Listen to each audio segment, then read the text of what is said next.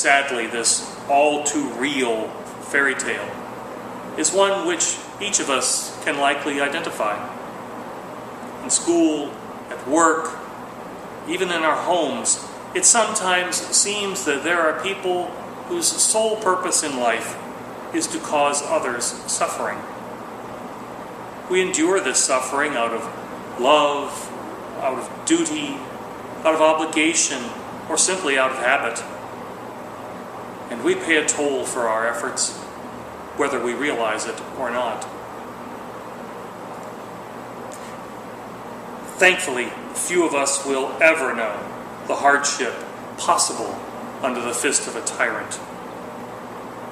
Oh, we may complain about our taxes, incompetent legislators, or soulless government bureaucracies.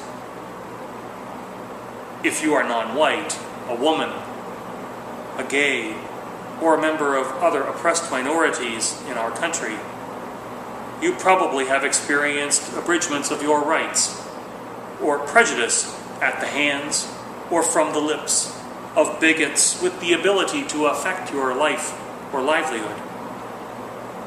But few Americans can ever even begin to comprehend genocide. Police and soldiers dragging our neighbors into trucks and trains. Most of us will never experience living under the cloud of a dictator, where the sun is blocked not only by repressive rule, but by the ashes of people targeted as threats to those in control. And yet, that is what Norbert Capek faced when his beloved Czechoslovakia was consumed by Hitler's power play with the Allies. At the global poker table, we blinked, and the Nazis raked in the pot. 1/3 of Czechoslovakia in September 1938. And 7 months later, the Nazis occupied the remainder of the country. Now, as a Unitarian minister, Capek would have naturally, unquestionably, been suspect in their eyes. The Gestapo regularly attended his Sunday morning and Tuesday evening worship services. But Capek carefully measured his message and his tone to one that might irritate, but not inflame the German authorities. In June 1940, Capek was summoned to Gestapo headquarters, interviewed, and released. Like the man in our fairy tale, Capek had learned the craft of survival under the ogre. In the ensuing months, Nazi rule over Czechoslovakia worsened.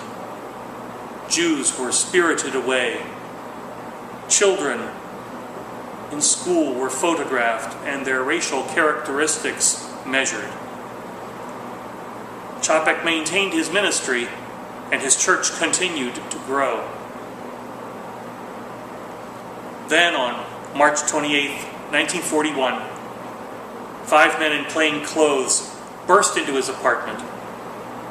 Over 4 hours, they ransacked his belongings, taking hundreds of sermons and lectures, manuscripts and letters, his typewriter, and the radio given to him on his 70th birthday by his congregation.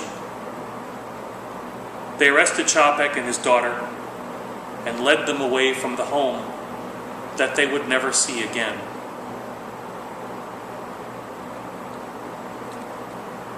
Now, often in stories like the one I told, a shining knight rides in. He slays the ogre, brings light to the factory, and frees the workers from their oppression. But in our all-too-real world, ogres are much too smart and cunning to fall victim to the knight's lance.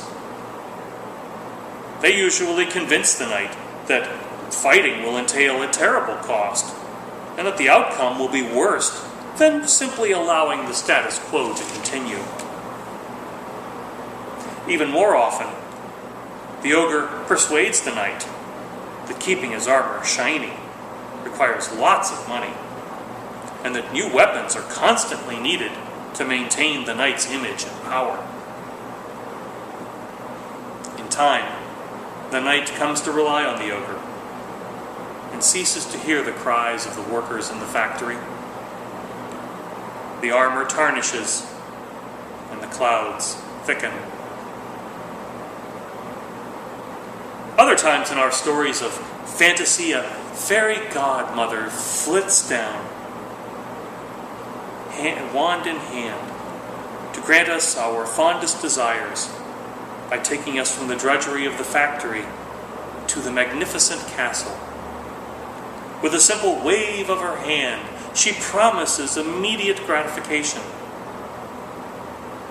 With no effort on our part, she offers us the winning lottery ticket of life. But in the world of non-fiction, the person promising to fulfill your wishes is a con artist at best, and at worst, a predator poised to rob you of your very soul. Now, am I recommending that we banish fairy tales from our children's bedside? Would I relegate Cinderella to her ash heap and leave Camelot unimagined? No. Dreams are healthy things, and the sign of an imaginative and optimistic mind. Envisioning a better future beyond today and tomorrow, and even beyond our own lives, sets us apart from other species on this planet. Dreaming may sometimes lead us down frivolous paths, but dreams plant the seeds of great accomplishments and happiness. There exist many people out there, however, who prey on our dreams to turn a profit without any real concern for our well-being. Others pollute the air with their clouds of fear and despair in order to keep us sedated and inactive. The clouds we live under obscure from us the worlds of the possible, the lands of growth and change, the vistas of our dreams. So what happened to the man in our story? Over the years, he learned not just survival under the ogre's reign, but how to find joy in other parts of his life beyond the factory. He found love in his children and family. He found fulfillment serving his community and causes that helped other workers. He found peace and even moments of ecstasy in his house of worship. He began to realize that the factory, while a significant part of his life, did not define him as a person. Most important, he began to imagine a life and what lie behind the clouds surrounding the factory. These were not the passive dreams of one waiting to be rescued, or the unfulfilled wishes of one whiling away free time on idle pursuits. His dreams were not the wispy stuff of dreams and sleep, or the intangible unreality of wonder. His dreams were solid things, built brick by brick through hard work and commitment. His dreams became a stairway of sacrifice, cutting through the clouds of the factory and extending beyond the reach of the ogre's fickle anger.